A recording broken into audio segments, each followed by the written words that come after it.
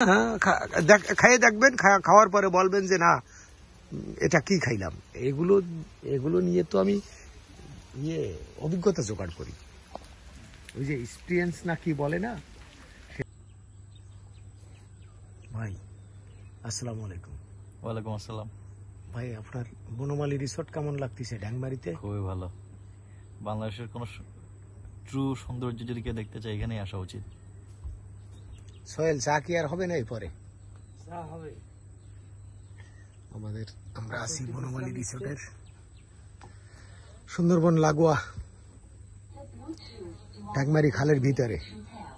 কাকু একা একা গান শুনতেছে বোটে, আমাদের শিপে। এই যে বনমালীর লোগো,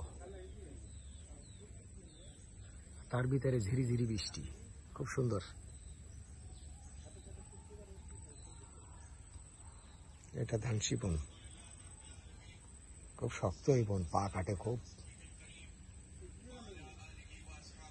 মেন ঘাট হচ্ছে বনমালী রিসোর্টের ওইটা, এটা হচ্ছে কটেজ, ওই আর একটা কটেজ।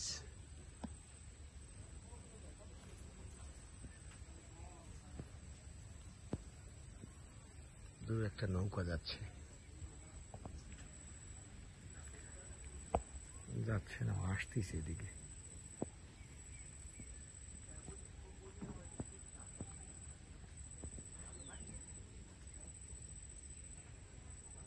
আর এটা হচ্ছে সুন্দরবন। ও কাকু, পরে তুমি দেই ঘুম নাই কই দেই মুখ বারো। ও দুপুরে রান্না করবা না? লাইন তো ভালো ঠেই না, 1:30 বাজে, এখনো তো দাওয়াতের কোনো খবর দেই না। ওই যে শাক তুলতে বলছিলাম। ঠিক আছে, চিংড়ি মাছের ব্যবস্থা নেই বলে আর জোর দি নেই। আমরা এই জংলা শাকটা খাবো, কিন্তু এইটি আমাদের রাজীব ভাই আসছে, তাকে যদি এই জংলা সাপ না খাওয়াই, এই সাপ না শাক, রাজীব ভাই আসছে, এই জংলা শাক যদি না খাওয়াই আফসোস থেকে যাবে। ভাই আপনি কখনো খাইছেন? এখানে একটা শাক আছে, আসেন দেখাই। আসেন খুঁটির গোড়া না,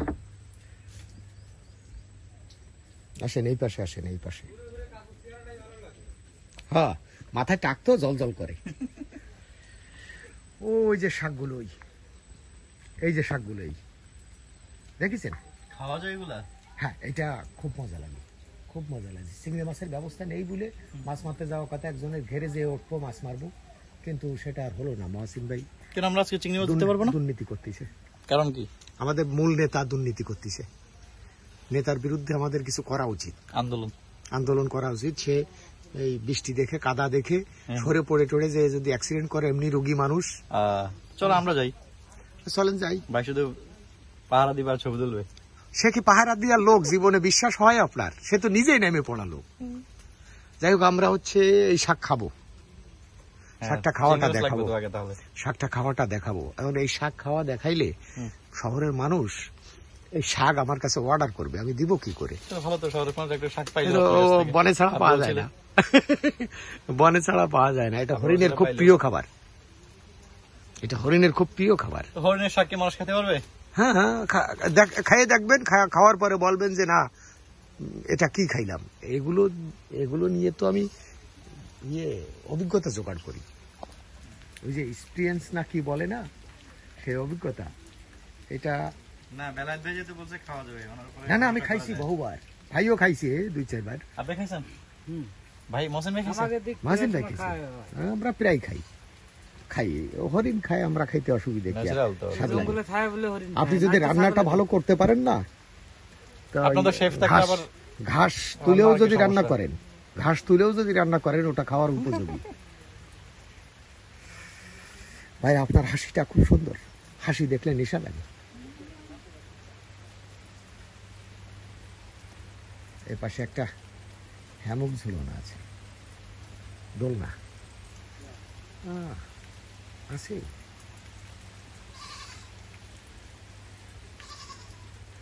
ওই যে যেখানেই যাই না কেন মানুষকে কিছুটা দেখানোর সুযোগ পাই। এই ডিজিটাল যুগে মানুষকে দেখানোর চেষ্টা করি। এটাই জীবনের যে সবচেয়ে আমরা বড় এখানে ইনকাম আছি। ভাই। ও এই বৃষ্টি মাথায় ভিজতে হবে। আপনার টাক মাথায় তো ভিজার কোনো অপশন নেই। না, কচু পাতার মতো। কি বললেন ভাই? কচু পাতার মতো, পানি পড়লে আবার পড়ে যায় অটোমেটিক, মোছা লাগে না। এটা ভিজার কোনো অপশন নেই, না মোছা লাগে না, না না, স্লিপ করে শর্ট করে পড়ে যায়। একদম কচু পাতা পড়বে আবার নিজে নিজে পড়ে যাবে। এইটা কচু পাতার টাক। হ্যাঁ পুরাই।